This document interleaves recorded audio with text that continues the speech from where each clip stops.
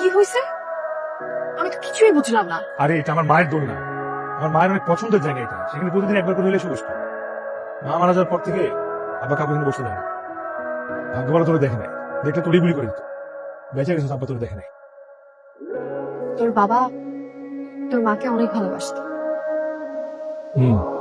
আসলে আমরা পুরুষরা অনেক অদ্ভুত, খুব সহজে কাউকে ভালোবাসি না।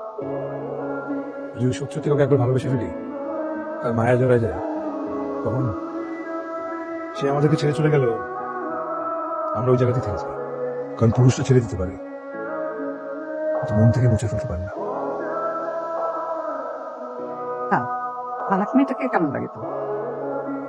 ভালোই, কিন্তু হঠাৎ আপনি মেয়ের কথা বলতেছেন কেন?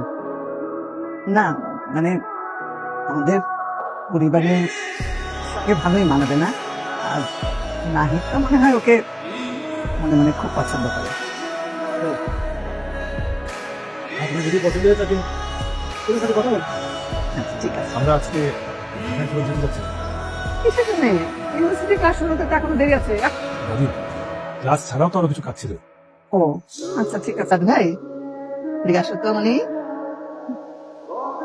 তোমাদের ফ্যামিলিতে মুরব্বী কেউ নাই কথা বলার মতো? আচ্ছা ঠিক আছে, কোনো সমস্যা নেই। আমরাই তো আসলে তোমার পরিবার বলতে গেলে। আমি একটা সিদ্ধান্ত নিয়েছি। আমি সারা জীবন তোমাদের দুজনকে একসাথে দেখতে চাই। কি তোমার কোনো আপত্তি আছে?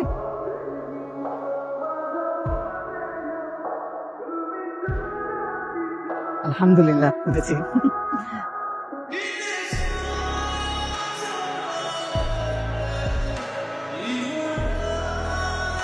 আসসালামু আলাইকুম।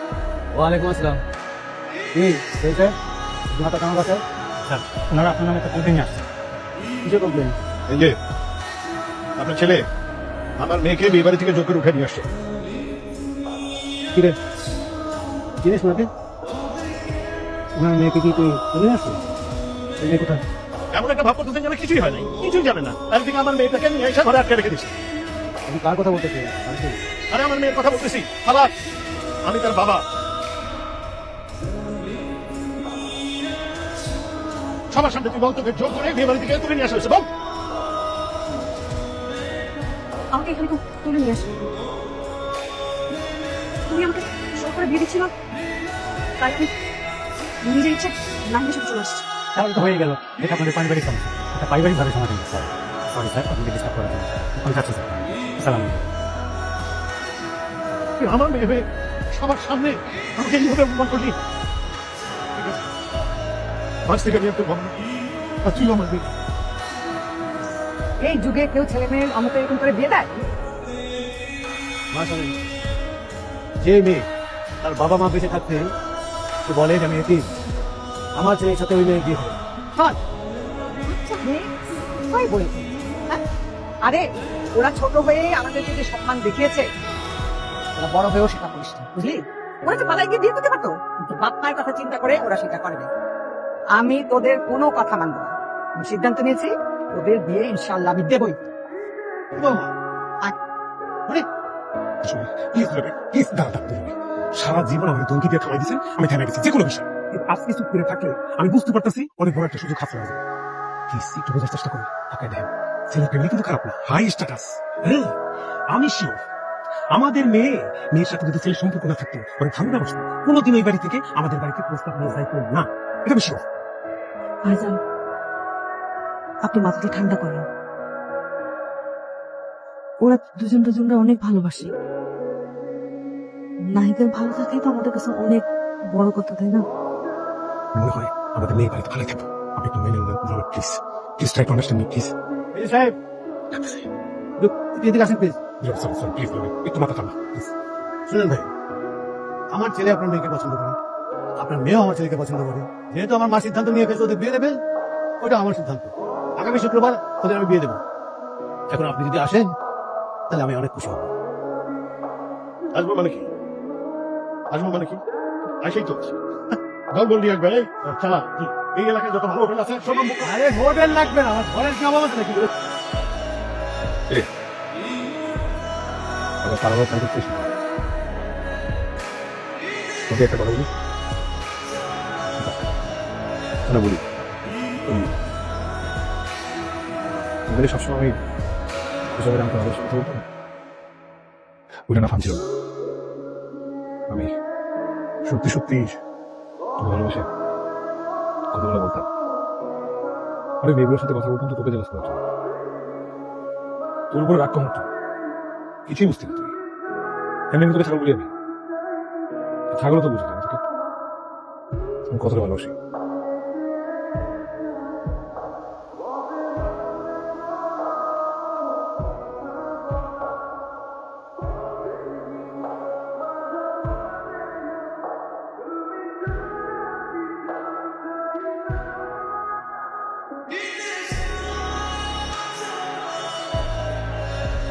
আমি কোনো খুঁজে পাওয়া যাচ্ছে না।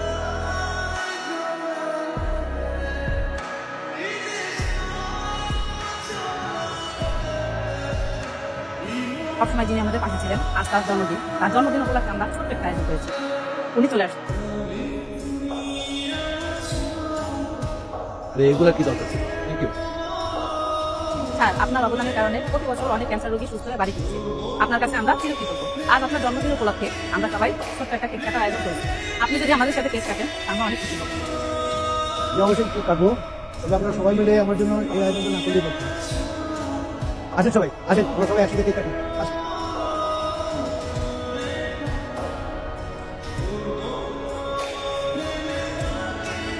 আমাকে বিয়ে করতে চাস না আমাকে বলি পালাই দিতে আমার সঙ্গে মানুষগুলো একটু কষ্ট দিবি ছোট করে দিন সবাইকে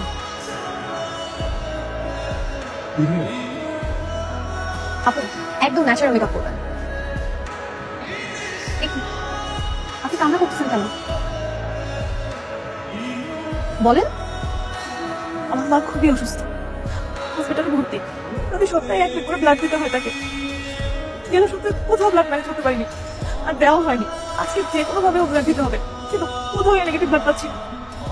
আমার ব্লাড গ্রুপ এ নেগেটিভ। চল আপনার মাকে আগে আমরা ব্লাড দিয়ে আসি, তারপর আমরা মেকআপ করবো। কিন্তু এক শর্ত, মন খারাপ করে আর মেকআপ দেওয়া যাবে না। যতই হোক আমার বিয়ের মেকআপ বলে কথা। আপনি এর আগে কখনো ব্লাড টেস্ট করেন না? হ্যাঁ, অনেক আগে করেছিলাম। কিন্তু কেন? আপনার ব্লাডে একটা সমস্যা ধরা পড়েছে। কি রকম সমস্যা? কিভাবে বলি, আপনার ব্লাড ক্যান্সার ধরা পড়েছে। জেনে শুনে তোর লাইফটা কিভাবে নষ্ট করতাম বল? এই একটা বছর 100 বছরের সমান মনে হয়েছে। আল্লাহর কাছে শুধু বলতাম তোর সামনে যাবার কখনো না পড়তে হয়। বিশ্বাস কর, এই 1 বছরে 1 সেকেন্ডের জন্য তোকে বলতে পারি বিয়ে বাড়ি থেকে শুধু এই ছেলেটাকে বিয়ে না করার জন্য তোর সাথে পালাইনি। বাবা যখন জোর করে বাড়িতে নিয়ে গেছিল, তোর সাথে কথা বলতে পারিনি। খুব কষ্ট হচ্ছে, তখনই বুঝতে পারলাম তুই শুধু আমার বন্ধু না, আমি তোকে ভালোবাসি। তখন থেকে আমি সব আমি তোর বউ হব। আল্লাহ শুধু আমাদের বন্ধুত্বটাই চাই, আমাদের মিলটা হয়তো লিখে রাখি।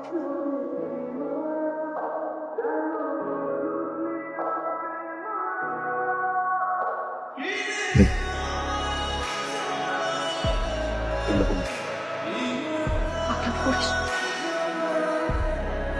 আমার হাতে আর বেশি শুনে কম থাকবে বেশি থাকে আমি তো একটা তাদের একটা নাম দিতে চাই তোর সাথে আমার একটা ভবিষ্যৎ প্রয়োজন নেই তোর সঙ্গে আমি আজকে চিন্তা করতে চাই